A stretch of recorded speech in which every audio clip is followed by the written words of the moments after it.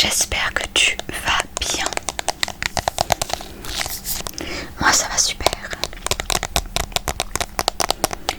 Aujourd'hui, avec l'accord de Nikilous, on se retrouve pour le chapitre 7. 7 du tome 1 de Fêlé.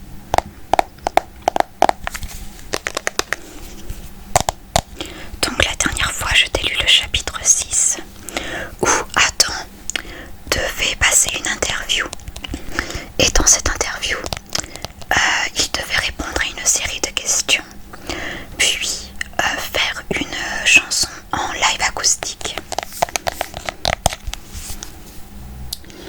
Et on s'en était arrêté à la fin de l'interview où il rejoint son agent Pino, je crois. Et Pino a deviné que Adam avait une gueule de bois. Donc c'est parti pour le chapitre 7. Chapitre 7, chapitre 7, chapitre 7. En claquant la portière derrière moi, je sens une goutte de pluie me tomber sur le nez. Je traîne vers ma porte d'entrée, introduis la clé dans la serrure et entre. J'enlève ma veste, mes chaussures. Il ne me faut que quelques secondes pour trouver la télécommande et allumer la télévision. Puis Pulp Fiction est diffusé. Ça tombe bien. Ma soirée passera plus vite. Je rejoins ma cuisine pour y tirer un café. Puis, avec ma tasse fumante en main, je rejoins le canapé où je m'y pose confortablement.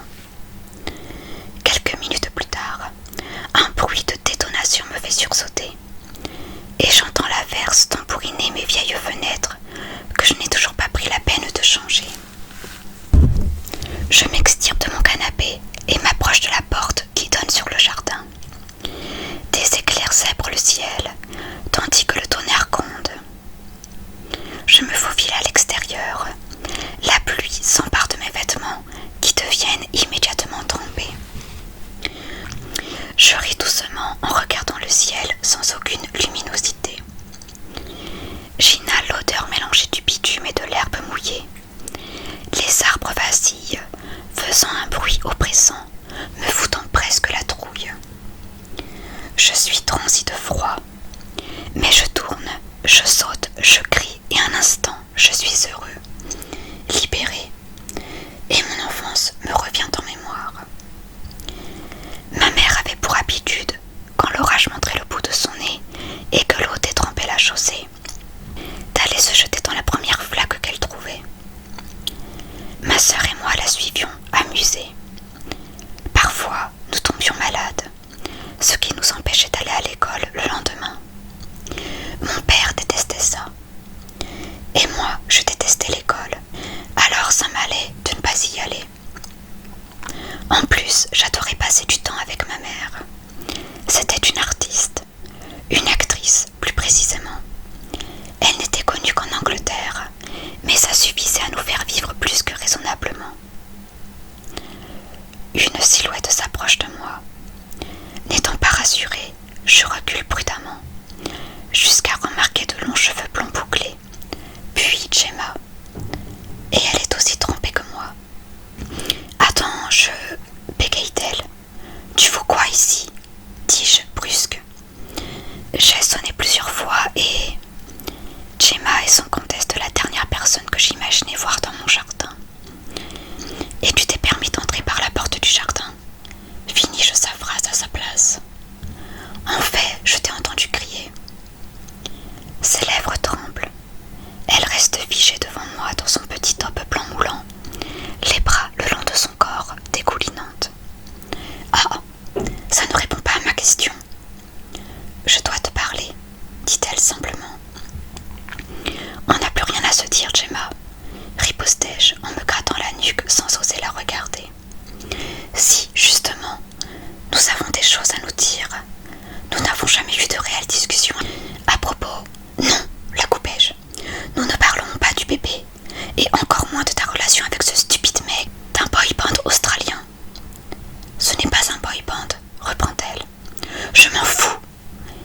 pensai-je sèchement. En plus, tu as pris toutes tes affaires. Tu n'as plus rien à faire ici. Je me retourne et ouvre la porte menant à l'intérieur. Attends. Une main se pose sur mon épaule. Au moment où je me retourne afin de lui dire les mots les plus blessants de mon vocabulaire, Gemma s'empare de ma bouche, s'emparant de tout mon être par la même occasion. En une fraction de seconde, mon corps s'enflamme, et quand elle arrête son doux baiser, mes lèvres s'avancent instinctivement vers les siennes, les cherchant, suppliantes. Ses yeux de chat me regardent avec désir. Elle se mord la lèvre inférieure avec sensualité. Puis, elle pose délicatement sa main sur mon cœur. Inconsciemment, je suis son geste et nos deux mains se réunissent. Qu'est-ce que je suis censée faire ? Soufflai-je. Sa bouche s'entr'ouvre et elle me murmure « Prendre du plaisir avec moi ». Descendre sur terre, retour à la réalité. « Rentre chez toi, Gemma », lui crachai-je. J'enlève ma main avec dégoût et ouvre précipitamment la porte. Mais elle agrippe mon bras. « Tu m'as trompée, Gemma !» hurlai-je en me libérant de sa poigne. « Je ne demande qu'une nuit. » enchaîne-t-elle bêtement. « Tu l'auras pas, ta foutue nuit !» répliquai-je scandalisée. Je me retourne et reprends la poignée de la porte dans ma main, mais elle s'agrippe une seconde fois à mon bras. « Écoute-moi juste une seconde, insiste-t-elle. Je la coupe de suite. Il n'y a rien à dire de plus. Tu veux essayer de me faire croire que tu m'aimes encore, que tu n'es pas fait tout ça juste pour la notoriété. » Ma voix se brise sous mon cri de fureur. Agressive, j'essaye de dégager mon bras, mais elle est tenace. « Je suis désolée si j'ai touché ton ego. Je suis censée accepter ses excuses, balançai-je avec mépris. Je t'ai blessé, j'en suis désolée, Adam. Vraiment. Va-t'en, Gemma. J'ai besoin de te retrouver. Ne me repousse pas. » Elle s'approche de moi. Son regard se plante dans le mien. « C'est cassé, Jem. Nous sommes cassés. » Et je suis détruit. Veux-tu que je te rappelle que tu es l'une des principales causes ? Elle esquisse un léger sourire.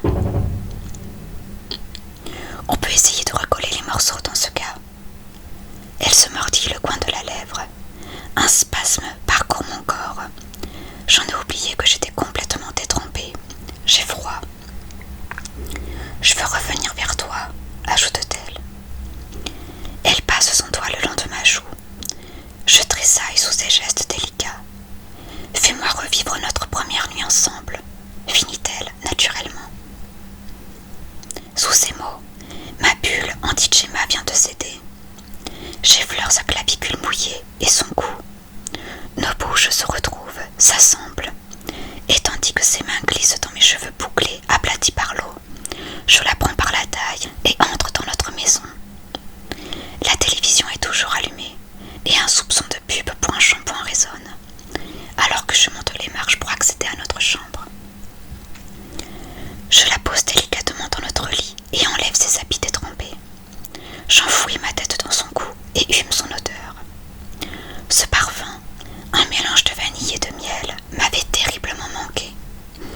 Et je ressens enfin ce que j'attendais, ce lien, cette connexion si forte que Gemma et moi avions dans le passé. Laisse-moi ressentir ça encore un moment, pensai-je. Et alors que l'orage passait progressivement, Gemma et moi voyagions à nouveau sur la même route, ensemble, en ne faisant qu'un. Je me réveille en panique de mon cauchemar.